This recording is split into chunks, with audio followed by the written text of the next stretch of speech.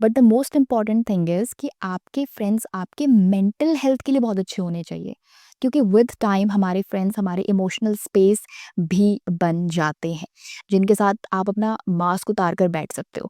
Entertainment is one side, लेकिन they are also keeping you emotionally safe. Today's video is going to be the most interesting video, but please allow me to welcome you, beautiful souls. So, hello, you guys. Welcome back to the channel. You're watching and listening to Miss Amaira Jyoti on Speak Up Hesitations, and you're right here with me on the channel Speak Up Hesitations. So, first, we're going to talk about red flags in friendships, and then we're going to talk about red flags in schools.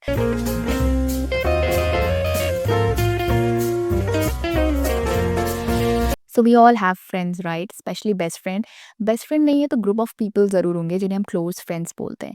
Honestly I don't have this feeling of wow friendship, क्योंकि वो wow friendship का moment अभी तक मेरी life में तो नहीं आया है। So honestly I really don't know what that feeling is, but people do talk about unshakeable bonds. Honestly, unfortunately आज हम अनशेकेबल बॉन्ड्स के बारे में तो बात नहीं करेंगे, बिकॉज अनशेकेबल बॉन्ड्स में डेफिनेटली कोई रेड फ्लैग्स नहीं है, तो that's why those bonds are unshakeable bonds. Precisely, we're going to talk about what kind of friends deserve your attention and what kind of friends deserve your ignorance.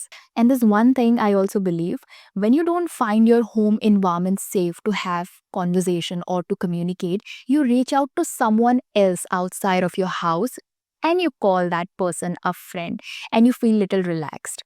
Completely sorted तो नहीं, because her friend आपको advice या solutions तो नहीं देंगे, but they make your moment better. They make your mood better and you feel little lighter or hurt or less alone. लेकिन जब भी आप किसी नई प्लेस से इंट्रोड्यूस होते हो या किसी नई जगह से इंट्रोड्यूस होते हो, वो आपके स्कूल का क्लासरूम हो सकता है, आपके स्कूल के दूसरे सेक्शंस हो सकते हैं, आपका कोई ट्यूशन ग्रुप हो सकता है या सोशल ग्रुप हो सकता है। I am very curious to know how people are actually choosing their friends और tagging someone as friends, because ऐसे बहुत सारे फैक्टर्स हो सकते हैं जिसकी वजह से हम किसी और की तरफ खींचे चले जाते हैं, दैट कि शायद उनसे दोस्ती करनी चाहिए। हो सकता है कोई बहुत ज़्यादा ब्यूटीफुल है या हैंडसम है, could be the reason you want to become friends with them. हो सकता है कोई पढ़ने में बहुत ज़्यादा इंटेलिजेंट है, could be the reason you want to become friends with them. हो सकता है कोई बात करने में बहुत अच्छा है, कोई बहुत ज़्यादा पोलाइट है, काम है, could be the reason you want to become friends with them.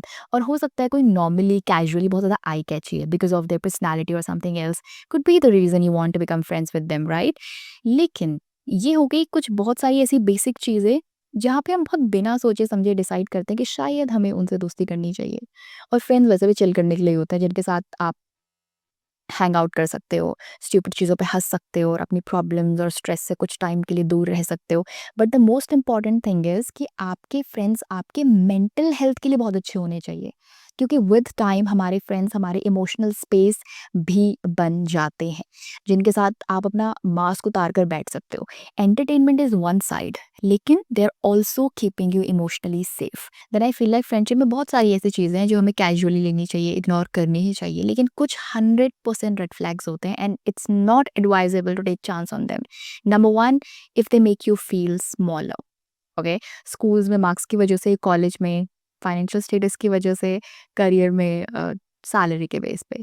So if your circle is unwelcoming towards you on the basis of these kind of stupid factors, exit that circle today, because another better circle is waiting for you. So you are not worthless or small.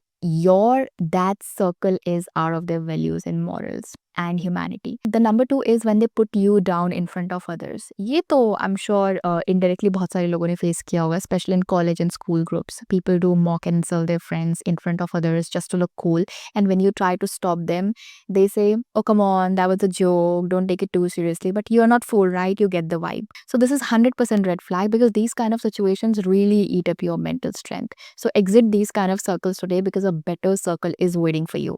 Now the third one is when you feel like your friendship is one-sided. अब ऐसे बहुत सारी tiny situations है जहाँ पे हमें ये लग सकता है कि my friendship is one-sided. You start feeling unheard, you start feeling unimportant, you start feeling unappreciated. और ये थोड़ी सी लो वाइब्रेशन भी है, that you feeling your friendship is one-sided.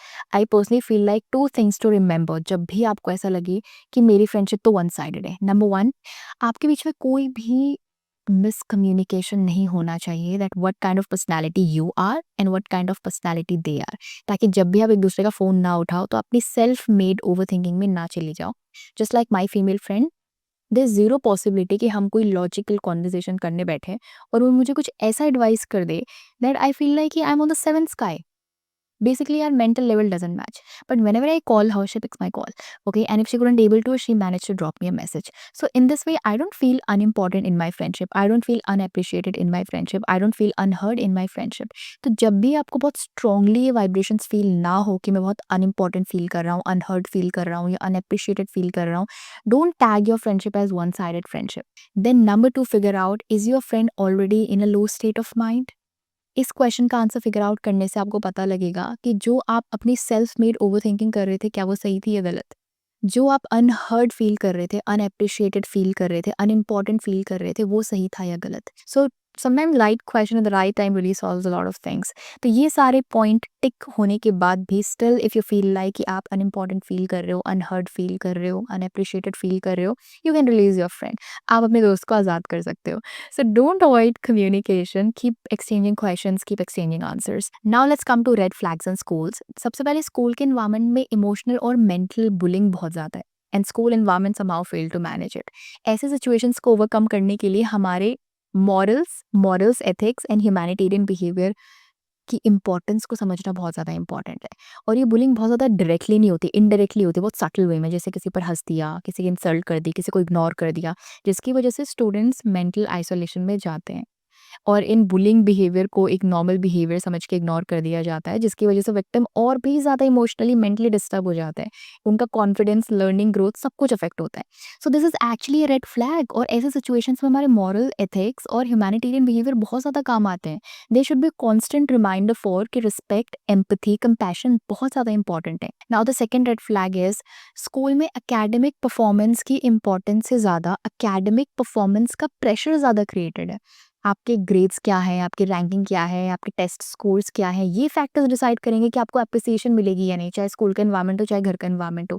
And this a very important point of realization कि school में cheating क्यों हो रही है, क्योंकि एकेडमिक परफॉर्मेंस के प्रेशर की वजह से फियर ऑफ फेलियर क्रिएट हो रहा है. और फियर ऑफ फेलियर की वजह से चीटिंग के ऑप्शंस बढ़ रहे हैं. So we really need to work on the root cause of the problem. Academic performance अपने आप बेटर हो जाएगी अगर हम एकेडमिक परफॉर्मेंस की इंपॉर्टेंस के बारे में भी बात करेंगे. How many people really know the importance of academic performance? People feel like it's stupid to study in schools and all. Then fear of failure अपने आप कम हो जाएगा अगर हम प्रेशर क्रिएट करना बंद कर देंगे.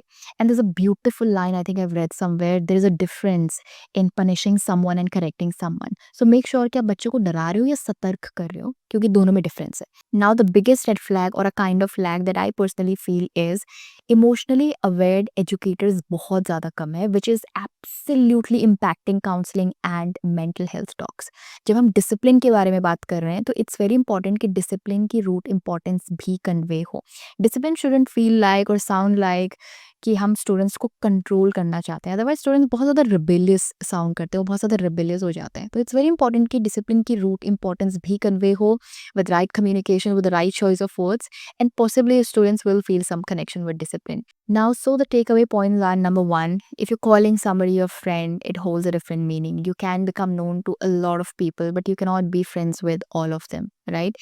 Number two, being heard is more important than being surrounded. You can have the whole group and you can still feel alone. So if your that old circle is not welcoming towards you for whatever reasons, stop chasing them. Take care of your mental health and emotional health, and you'll definitely find another person. The another thing is school shape more than just grades.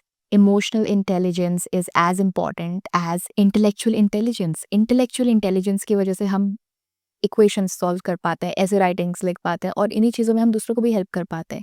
तो emotional intelligence की वजह से भी हम सिर्फ अपने emotions को नहीं बल्कि सामने वाले की मेंटल स्टेट को भी समझ पाते हैं. So it's that important. Hope you got the core of the video, connected to the soul of the video. Spread love, spread right choice of words, right choice of action. Thanks for watching and bye for now.